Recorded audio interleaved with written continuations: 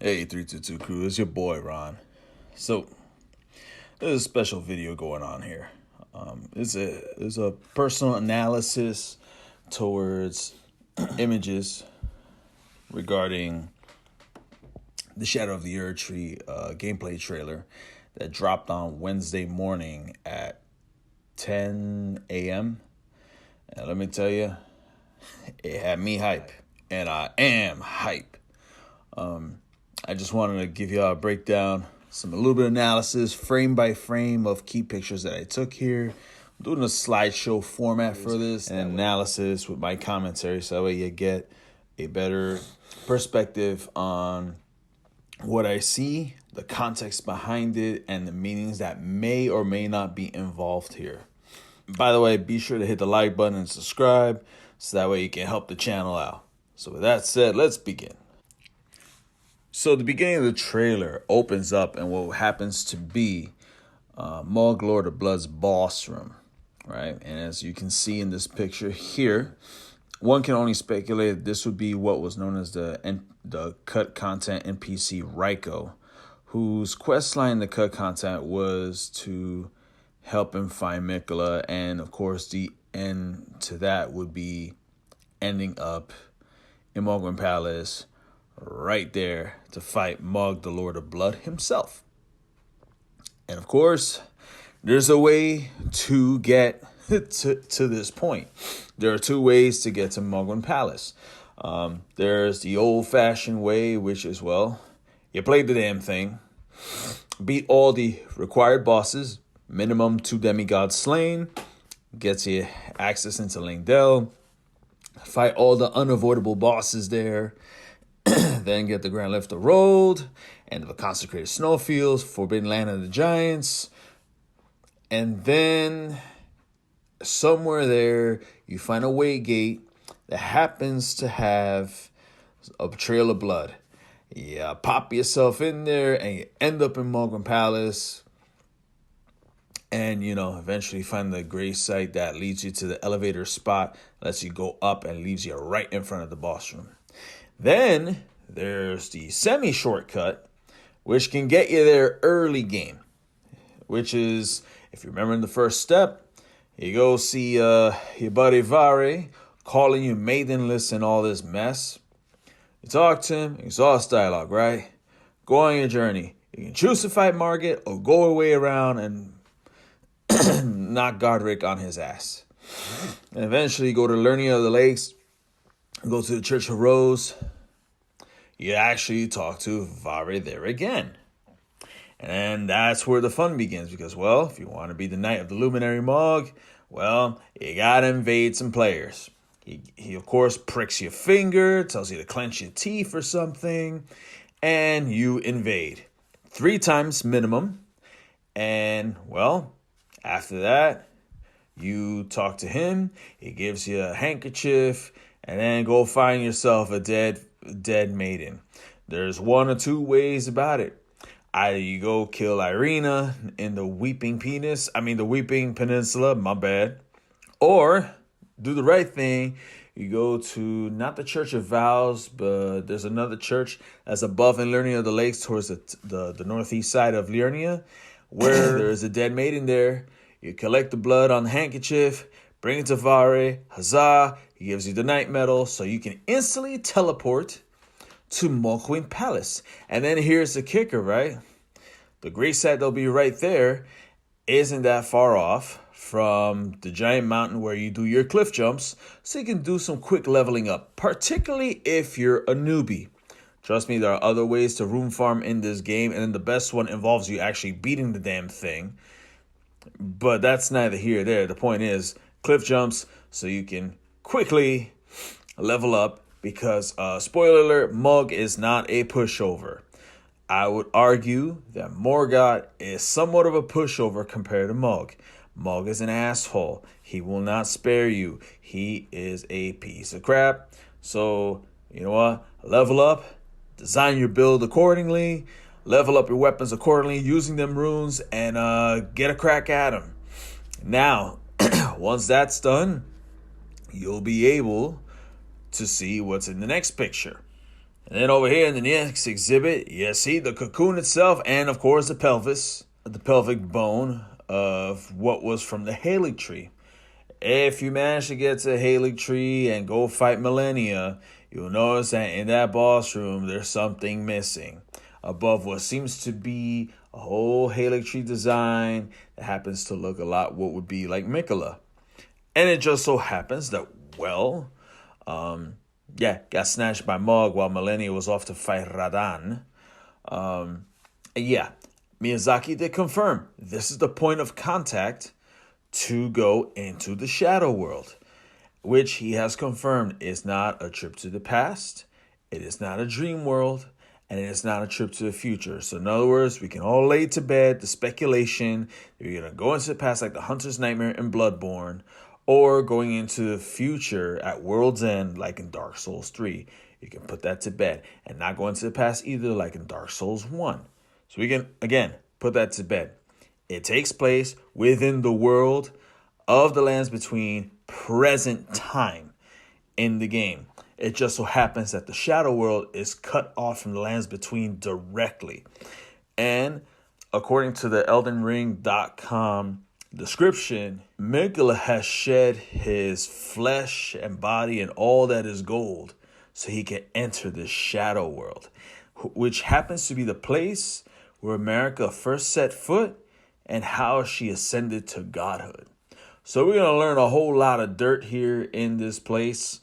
What it is exactly, I don't know, but we will find out. But yes, this will be the place. Now, the other caveat that Hidetaka Miyazaki did point out in an interview, which I will put in the links down below in this video, is that Radahn has to be dead too. Why that is, I don't know. I don't know if it has to do with an NPC. I don't know if it has to do with something that goes on in that shadow world that has to do with Radahn and the Redmane Knights somehow. Again, we don't know. But we do know that he is a son, Radigan, and Renala. And, you know, homeboy looks up to Daddy Godfrey. So it's interesting, though, that you got a guy like Radigan with his gravitational magic, and then you got Luminary Mohg over here, who's a freaking creeper, who worships the Formless Mother, and he's all about fire and blood, which is considered sacrilege and something of an enemy towards the Golden Order. So there's that. But moving on. As you can see, beautiful little vista over here, as you see our beloved Tarnished with his Raging Wolf armor and charging in with Torrent into the Shadow World. And if you notice, just vaguely, a lot of wheat and what looks like a tapestry in the air, almost like a cover between this world and wherever else it's coming from. I don't know if you ever checked your map on the Lands Between in Elden Ring, but there's a cloudy little area that doesn't show anything. That's a smack dab in the middle of the map. That may be something in relation to this. But moving on to the next one, we can see there's a lot of ghostly graves, similar to what we saw in the teaser trailer picture last year when Shadow of the Erdtree was announced. If you also notice here in the picture, seems to look like a little bit of Deathroot going on over there, up on that hill or something. Just my speculation, just my opinion. Maybe, just maybe, the Night of the Black Knives was a bad idea to some degree, because now not only did Godwin's punk ass ended up spreading Deathroot through the Lands Between, but apparently it's leaked this way into the Shadow World too. So don't know if that's part of this whole picture, but we have to keep it just pin that to the side just in case if that happens to be a factor in this. Right? And then we got another overhead here.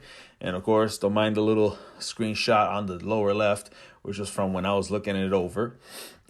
You can see what looks like the Erdtree being choked out by what looks like the Haligtree wrapped around it. So in this shadow world, something looks hella different. And clearly you can see what looks like the bedchamber overhead in the skybox, similar to Marika's bedchamber. But then also think about the Baldachin's Blessing iconography from whenever you have your puppy hugging sessions with Lady Fia, who's my waifu for lifeu. I don't give a damn. But yeah, that is something most definitely to think about. Now, if we look at this new screenshot over here, of course, mind the lovely new drip you got going on here with this armor set. But let's go look at this symbol right here. Let's observe a couple of things. Remember, twin prodigies, Miquella and Millennia, right?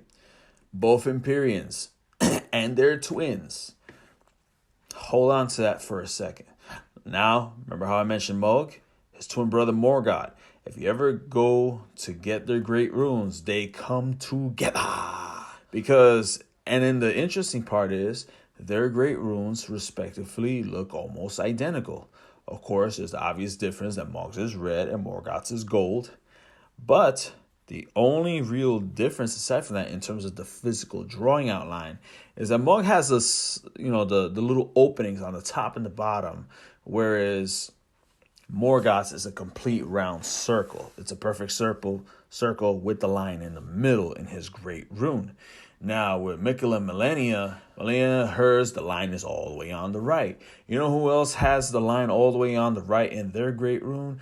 The great rune of the unborn that you find with Rhinos. Rhinos has a similar thing going on, although hers is more like a perfect circle with the line on the right with an amber gold color. Miquella here has not quite a perfect circle, and maybe the reason why it's not a full circle is because of the fact that he's been cut off, or he divested himself. But notice also the symbology of a cross all the way on the right, giving some sense of inference that he is deemed not only the most fearsome Empyrean with the allure of a god, as implied by all the Elden Ring lore from the base game, but also the fact that maybe, just maybe, he's the one that everyone considers to be the one true successor to Marika as a god. Much to Ronnie's dismay, if you ask me. So you can put a pin on that.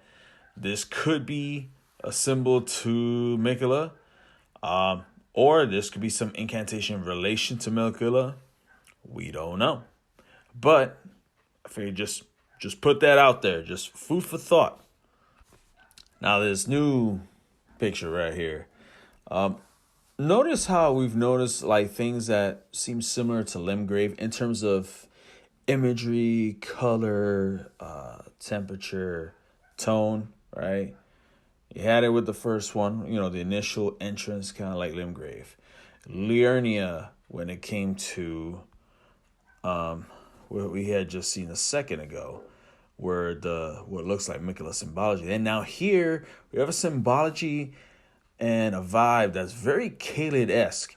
And if you notice what seems to be an NPC here, Homeboy looked like a red mane knight, except that instead of the mane being red, it's like an unalloyed gold. And then his sword, which, by the way, I think looks freaking awesome, has a similar hilt design as Radahn's Star Scourge sword set. All right.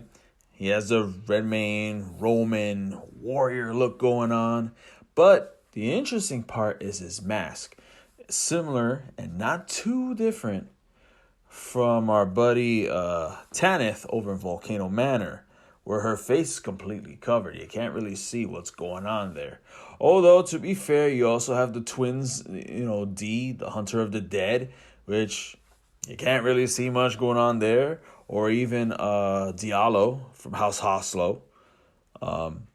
Also another thing, and of course Volcano Manor related, among other things. So there's that to look at. But I can't wait to get my hands on that sword if that's part of an NPC questline eventually gives us the weapon. But now, moving on, transitioning there, not too different. Again, the color and scenery, not too different from a Caelid-esque design. But anyone who's been a Chad or a Stan for the Bulgo armor, you might want to retire that armor because apparently It looks like we got an NPC over here that looks like Havel The Rock, ready to lay the smack on anyone that touches his poor precious jar. All right. Again, if you don't know who Havel The Rock is, he's a character from Dark Souls. 1, 2, and 3, make your pick.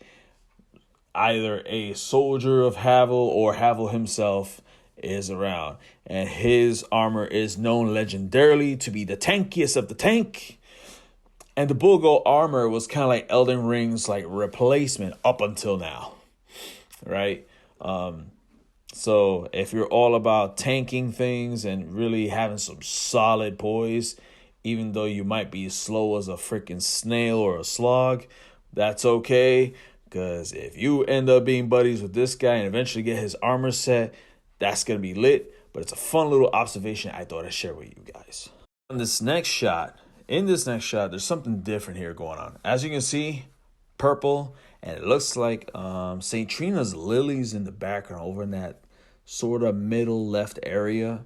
And if you notice that some of these flowers here in the front, they seem kind of bloody in the middle. So makes you wonder if there's death involved with this and sleep. Because usually with purple going around, usually it's symbolizing death or sleep, right? Even though normally when it comes to royalty and stuff, it symbolizes royalty as well. But in the context of Elden Ring, purple tends to mean either poison, because that's what was used in Dark Souls. Whenever you get poison, you get the symbols in purple. But here, it could also be sleep. And then if you notice, it looks like an NPC type character. Again, covering of the face. So a constant motif we're noticing here and just laying there. We don't know who this is, but again, a little extra something to think about. Then this next slide over here.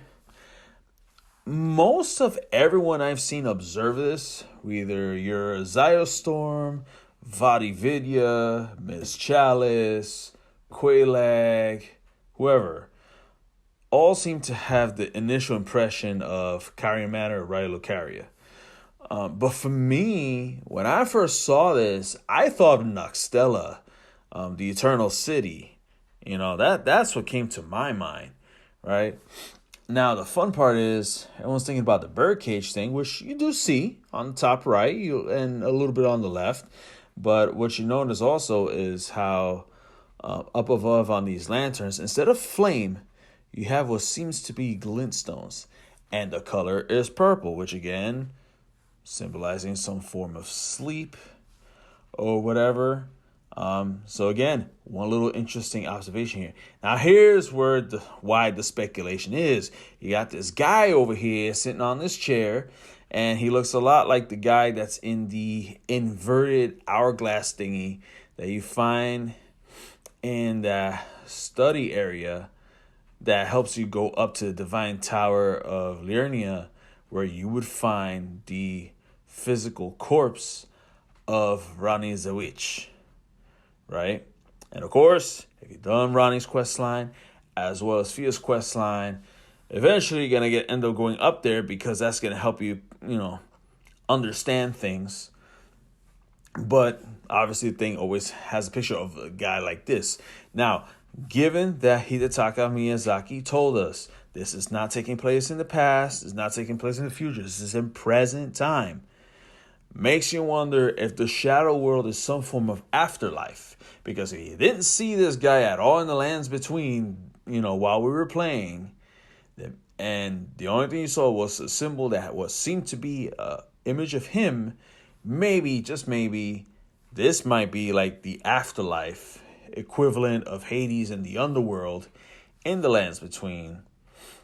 And it just so happens he's one of those guys that have fallen and died, and well, he's here hanging out in the afterlife. That's just me. Now we get into the juicy stuff. Over here in this slide here, I find this rather interesting how it kind of looks like that swampy area in Dark Souls 3. If you've played Dark Souls 3, you have a spot where you have to light up the towers so that way you can open the door and fight the Abyss Watchers and what have you. In addition to that, that whole swamp area is believed to have once been Ulasil from Dark Souls 1. And the reason you can make that guess is because you go looking around in certain parts of cavernous areas in that swamp, you find what seems to be the corpses of old characters from Dark Souls 1 being there with items left behind that are, calling back to them. Also, look how dark and damp. Don't know if this is the poison swamp that Miyazaki said is confirmed for the game, but it's a dope look. It's a nice little view, and of course, torrents running through it. This should be interesting, and if it turns out to be part of the poison swamp that he told us about, and let's say you're doing PvE, well, I hope you have some high vitality going on in Arcane to help fight some Deathblight, because that would be the kind of poison swap I expect at this point. Now over here, you have an interesting painting here where it has a lady, which almost seems like what might be a deathbed companion. Again, Fia's the only deathbed companion we knew about in Elden Ring, but it isn't to say she's the only one that's ever been. And then next to her, you got this old dude, right? Kind of old. He's wearing like this cape thing. And then the thing that's in the middle of his chest that's holding it together, the iconography here is similar to the Torch of Saint Trina and even the Sword of Saint Trina. Or Gideon Ofnir's symbology of eyes and everything. So it seems very similar to that as well. So I'll go with that too. Over here, if you see jars, always go with the assumption that there are dead bodies involved. Plain and simple. I like how this, I don't know if this is a cavern or if this is like going inside somewhere that eventually leads up above. But you can clearly see that there may be some platforming.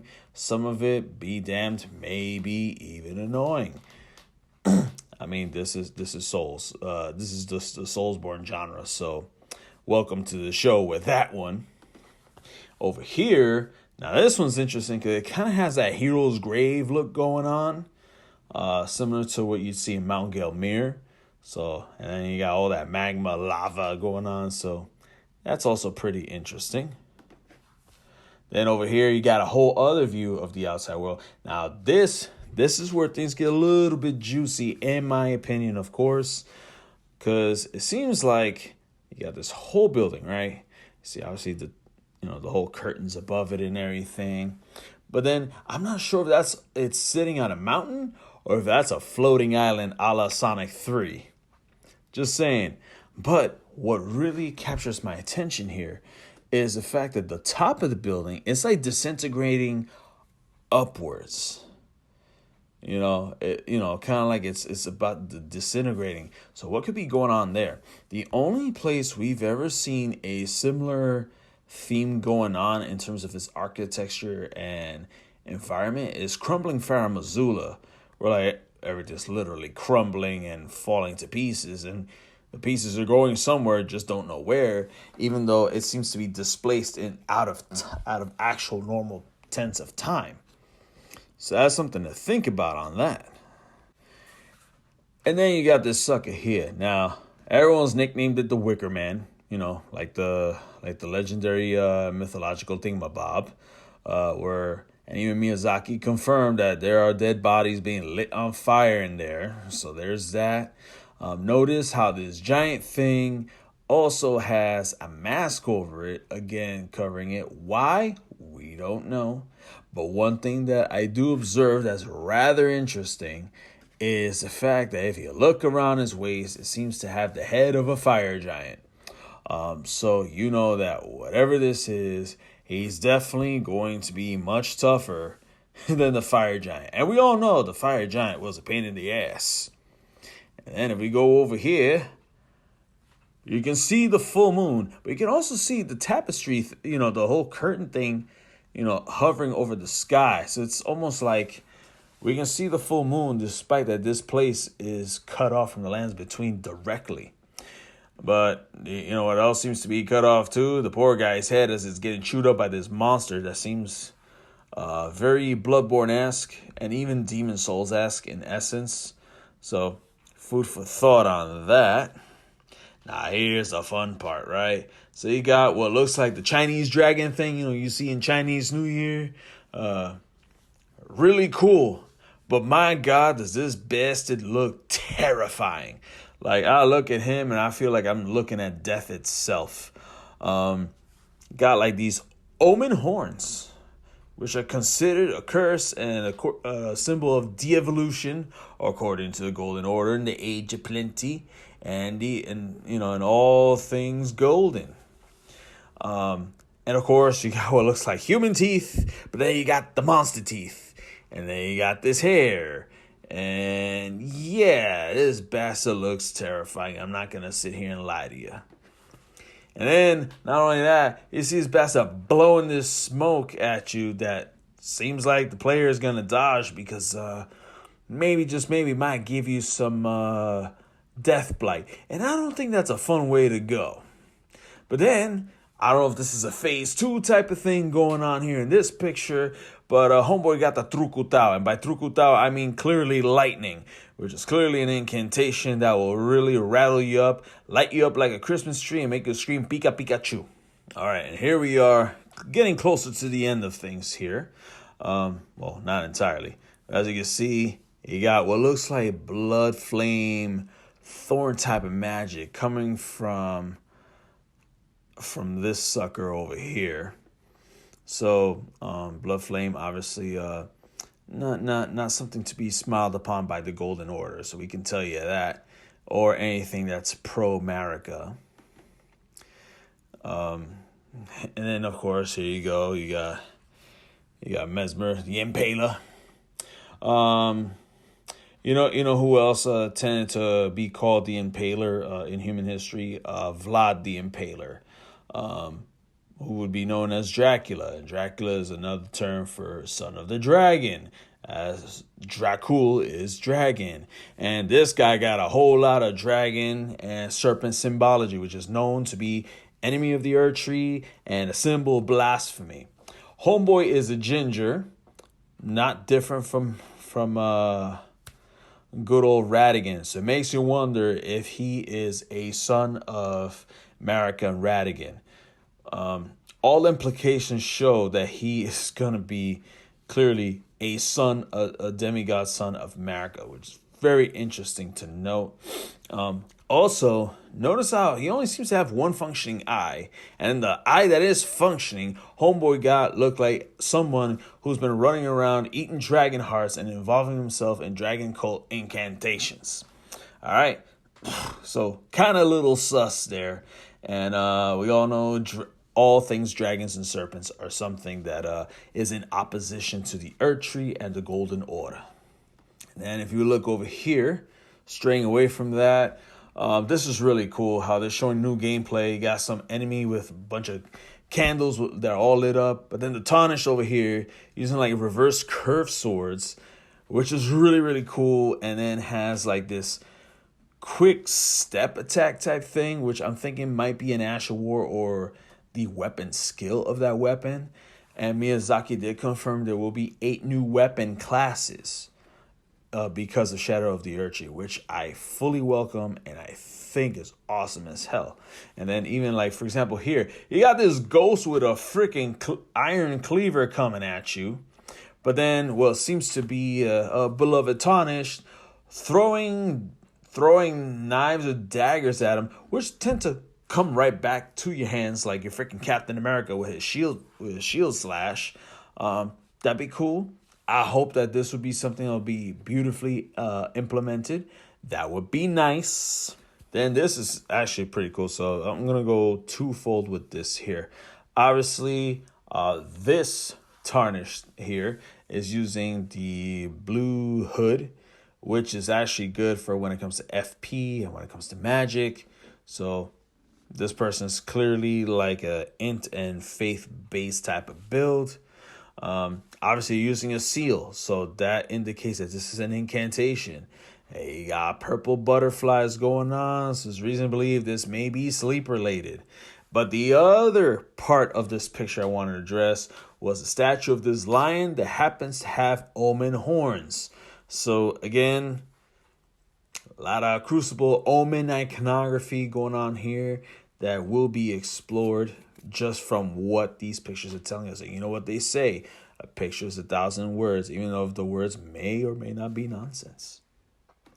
Then here's a more wider picture of when the spell's being cast. Now here's the thing I noticed that was very interesting, okay? So obviously the backdrop, you see what seems to be the Erdtree and then the other tree choking the life out of it, right? And then the enemies being attacked seem like what happens to be from those who live in death. And then if you see this tree, it's all withered and dead. That's right, the tree that's right directly behind this tarnished. So it makes you wonder if, in fact, Godwin's soul death has clearly affected this shadow world. Something to think about. Martial art weapons and skills be damned. We're entering Mortal Kombat territory here in Shadow of the Erdtree. I dig it. I love it. I thought it was one of the dopest things that I saw in this trailer. I'm all about it. This here, we're not sure if this is a consumable or if it's a field weapon that you could just activate and launch at an enemy, or if this is a new thing going on. We'll find out. And then once again, this little area, you can see some Deathroot stuff going on up at the top of that little hill. And again, that whole Caelid type of vibe going on. So again, it really makes me wonder if there's some Radahnisms that we may run into in this story. This is dope. It kind of looks like a Night Cavalry type thing, but like a Berserk thing too. And what I love is the fact you got a crossbow that shoots like freaking 10 freaking bows rapidly. And I think that's freaking awesome because I am tired of slow performing bows and arrows and all that jazz. I like stuff that moves fast like freaking shotguns, for crying out loud. I mean, if Miyazaki really wanted to be petty, he could have just given Pal World the middle finger and go ahead and introduce machine guns in the Shadow World, but clearly he didn't. So there's that. Now this threw me in for a loop. You got what seems like a Omen bear dragon incantation type thing going on. Again, we don't know, but it's cool. It looks nice. I like the attention to detail and design of this. It's going to really make us very, very curious as to what we're going to find in this DLC. Now, over here, this is really cool because remember how I mentioned how Tanith, even according to the Elden Ring lore, she's known to come from a foreign land. The question is, her being one of dancing, as confirmed by Patch's Untethered quest line, where you get the castanuelas, which you can give to Tanith, because, well, castanuelas are used by dancers of flamenco. España, thank you very much. But maybe in the foreign land, they were dancing swordsmiths as well. And notice the getup and the gear. So it makes you wonder. Now, the other cool thing, you see gravestones similar to the Weeping Peninsula in Lingrave from Elden Ring, but also not too different from the gravestones that you see in the Ringed City in Dark Souls 3. It's really cool. I also like how you got the whole magic, very magical and bluish type environment. Just a thought and a question. I wonder if you're basically entering a field that's rich in magic and maybe be able to go at it and not have to worry about your FP going down. I will most definitely be wrong, but I'm willing to make a guess just because, again, you, me, and everyone else seeing all this, it's all speculation until June 21st. And that's the bottom line. Now, over here, someone needs to tell the Tree Sentinels that it's time to retire because over here in the Shadow World, they got a dude riding Pumbaa with armor, and it seems like some electric gravitational magic coming out of that big sword. Homeboy ready to freaking bonk with a fury. And then we have rhino hippos running around that look like they desperately need a trip to the dentist. I wish I was making this up because, man, those teeth are so ugly that even if it had a mother that could love him, that mother would probably bitch slap him upside the head. But maybe we got another aspect of the Crucible incantation on hand here because we got a thorny, holy damage looking type attack. And if you look at some of the pictures of pre-ordering Shadow of the Erdtree on the PlayStation Store or even Steam, apparently it's an ability that the Tarnish can attain. Now this one's cool. A few things. Obviously, it seems to be a freaking dead Skeletor thing that can throw a bony boomerang at you. That's not fun. But the interesting part is the horse. Someone's asking, hey, is that Deathroot rotting or whatever? Consider this, again, various forms of mythology and legends are used as inspiration for things in Elden Ring. And in this context, I look at this horse and I think of Kelpie from Celtic lore, which is like an undead horse that's a spirit. So there's that for as food for thought. Now over here, again, everyone's speculation. The same guy that was in that painting, I believe this is the same dude. If I had to guess, just from the quality of the cutscene itself and the graphic design, either this is something happening right before the a fight, because I'm guessing this is going to be a boss fight. This guy is a boss in the game. That's my strongest guess on this, because cutscenes and boss fights are like peanut butter and jelly in the world of Souls most of the time, particularly if they're a big deal, right? So regardless which game you play, like for example, Slave Knight Gale, you go enter him the first time, you get in a cutscene. We go into phase 2, there's a cutscene. This guy, maybe this is going on right before the start of the fight or when transitioning into phase 2. That is the only logic I can find in the iconography and in the quality of the motion going on with this. Now over here, this is a snapshot of, again, Tarnished Lord fighting Messmer. And a few things I wanted to point out. Number one, the tip end of his spear that he has, the design isn't that different from Mohg's sacred spear. I found that interesting. The other thing I noticed is how, if you look at one of the extra spears you got here, you got like this whole double helix type design going on. And then in between them, you have what looks like 3 red orbs or even 3 red eyes. Again, all that complementing the whole blasphemous type of motif going on with Messmer.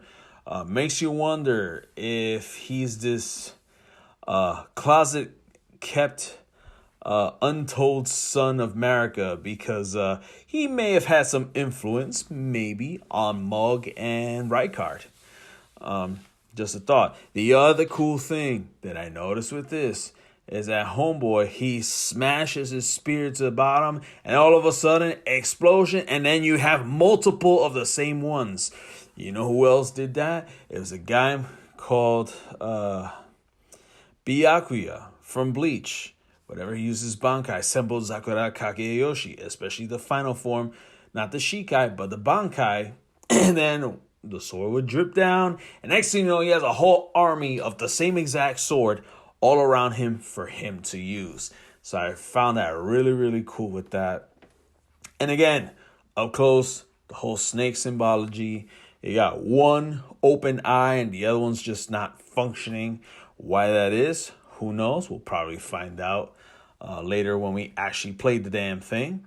One cool little thing, again, Drake armor set type of similarity, which you would normally get if you beat Eleonora while following Yura's quest line in Elden Ring. And then if you notice clearly at the spear, the structure of it is similar to Eleonora Pole Blade. By the way, one of my top weapons that I will be power stancing for the DLC. Porque because. And then, not only that, if you look at Messmer's left shoulder, the plating there looks similar to the Dragon Slayer armor from Dark Souls. So I thought that was really dope too. Now, if you've been wondering, why in the hell in all of Elden Ring, of all the aspects of the Crucible spells we get, we've never had the flying one? Well, congrats. Shadow of the Erdtree has just confirmed, hey, we're getting it back.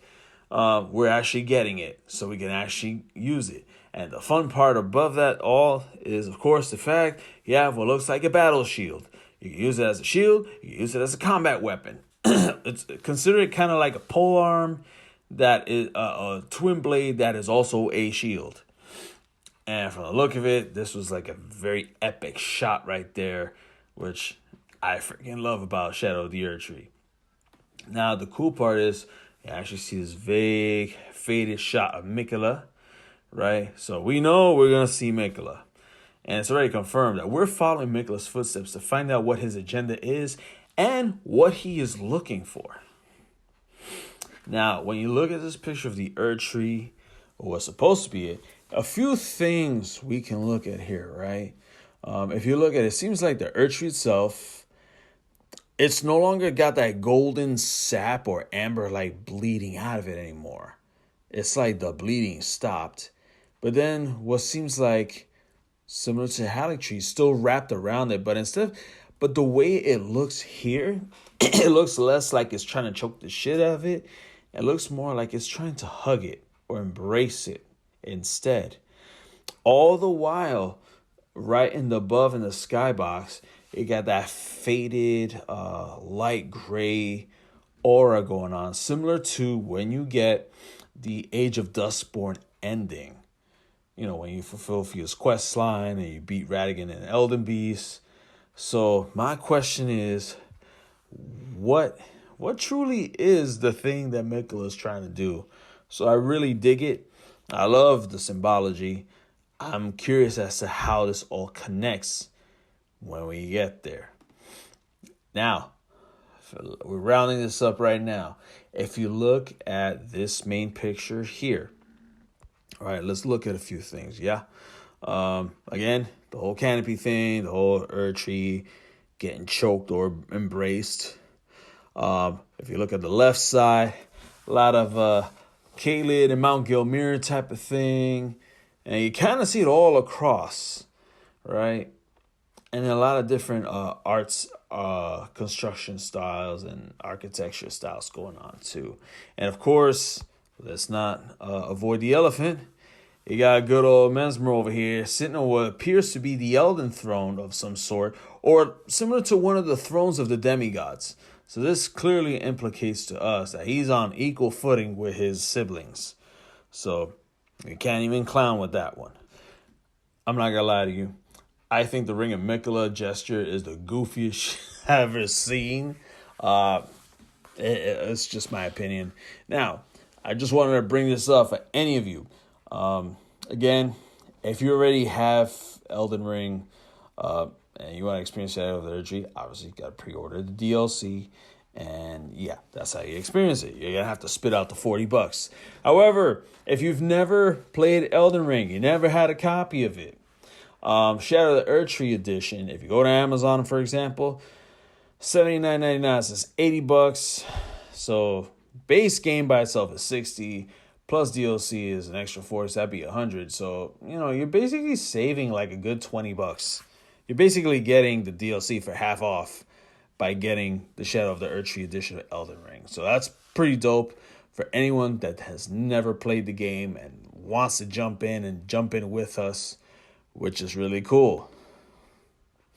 Now, the last thing I want to actually point out is right here in the whole collector's edition of Shadow of the Erdtree. I'm going to be straight up honest with you. Unless you got the money, just know this is going to cost a pretty penny. The collector's edition is not cheap. You're definitely paying for a whole 40-page hardcover art book. And, of course, you're getting the official soundtrack for Shadow of the Erdtree. And you're getting this beautiful statue. And notice, again, his pose is very similar to the Clean Rot Knights and the Haligtree. But never mind that. Let's also take a look at the fact that Homeboy with his helmet kind of reminds me of Grunbild from Berserk, who happens to be the Flame Dragon Knight of the new Band of the Hawk with Griffith. So again, another thing you gotta think about. Now in the art book, if we look at it, all the snake symbology, which means opposition to the Erdtree, imagery of blasphemy. But then if you go to the middle, right, got the staff, double helix statue with snakes. On the right side of it, in that circle, you have what looks like Marika, Celtic knot, crown type of symbolism. But then on the left, you got the fire. But the way it's shaped is similar to the frenzy flame, and also similar to the flame symbology in the Dragon Cult incantation symbol. So those are the last things I wanted to point out, which is really dope. And again, if you see the picture of the statue here, again, his spear, the design, again, a mix of the Mohg sacred spear, as well as the Eleonora pole blade. So I found that very interesting. And then, of course, the snakes being around him, kind of similar to the whole Celtic Trinity symbol behind Marika. So really makes you wonder what kind of dirty secrets are we going to find out in this shadow world where Marika first ascended into godhood. With that being said, it's your boy Ron322. Thank you for tuning in. I hope you enjoyed this. Feel free to freaking blast on the comment section down below and have a conversation, because I would love to interact with all of y'all. And feel free to take a look at all the links down below in the description of this video, so that way you guys can get different perspectives from different lore enthusiasts here in the world of Elden Ring and all things SoulsBorne. Love you guys. Take care, and you have a good one.